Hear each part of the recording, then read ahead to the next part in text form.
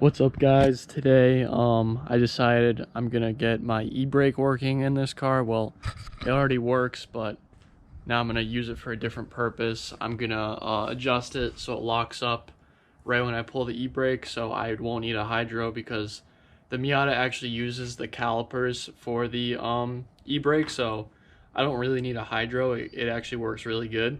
So I'm just gonna adjust it so right when I pull it up, it'll lock the rear, and then, you know, right when you let go, it'll go back to how it is. I have a like a little metal drift button on the way. That won't be here today. I'll be making another video on that probably in like a couple days, but I'm gonna get it so it locks up, so right when I get that button, I can just throw the button in and just lock up the rears in this thing, and actually have a working e-brake, because on Clubhouse there's a couple times where I kind of wish I had an e-brake. So hopefully this change will help me out a lot. So let's get right to it. All right, first things first, I'm gonna take off both rear wheels and jack the car up, and I'll get back to you guys when it's ready to be worked on.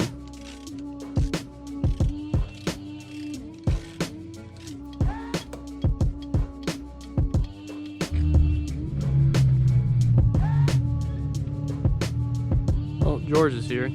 All right, so once the wheels are off, here, let me get this. Go back in here, and you see there's these two bolts right here and right here. You're gonna get the inner bolt on both sides. You could just use a wrench, it's a 14 or a socket, and you're just gonna wanna loosen that bolt and take it out. All right, so this is what it looks like. There's just one of these on each side, and that is the second bolt, like I was saying, in there. So you just take it out, and then I'm just gonna go take out the other side. And here's the other side. They also have this little washer on it. Just make sure you don't lose that. But you're just gonna take those two off. And now the next step.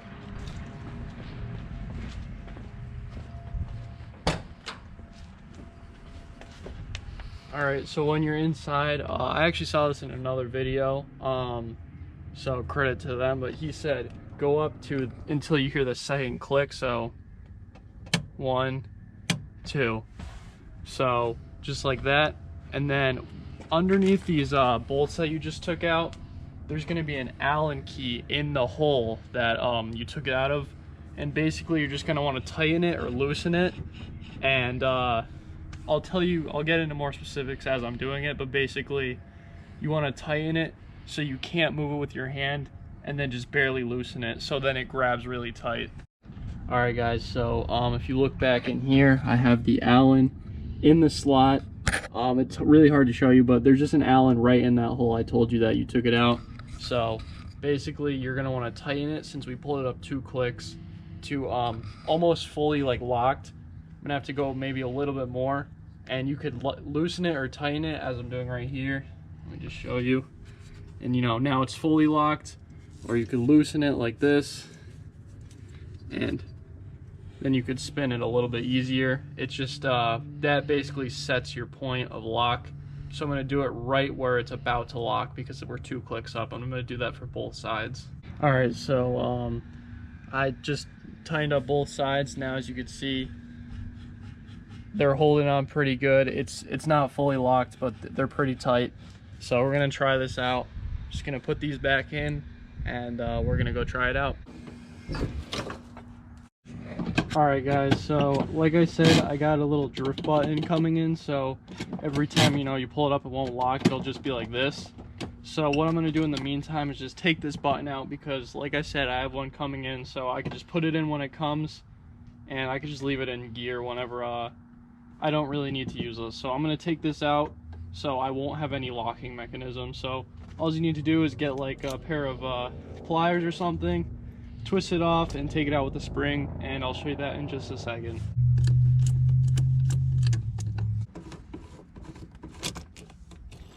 All right, so you just take this off, take the spring off. I'm just gonna leave these outside of the car just in case I ever sell this car or whatever. But as you can see, look inside here, there's just that little screw, and when my drift button comes in, it'll just screw right into that, and that's all you gotta do. It's just as simple as that. So we're just gonna leave this out for now. Alright, so I just took it out. As you can see right here, there's nothing here. I can just pull it and it just goes right back down by itself. It feels pretty good. I think I might have to go back and tighten the Allen keys a little bit. I don't know if I went tight enough. I mean, we're about to find out, but if you do, it's super simple. Like I showed you, all you got to do is just take those bolts out and tighten the Allens, adjust it to how you want, and we're gonna go try this thing out.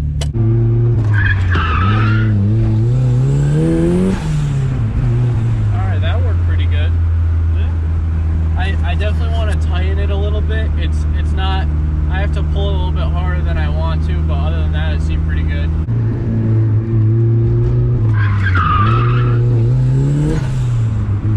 Yeah, I just want to tighten it a little bit, but it's working pretty good.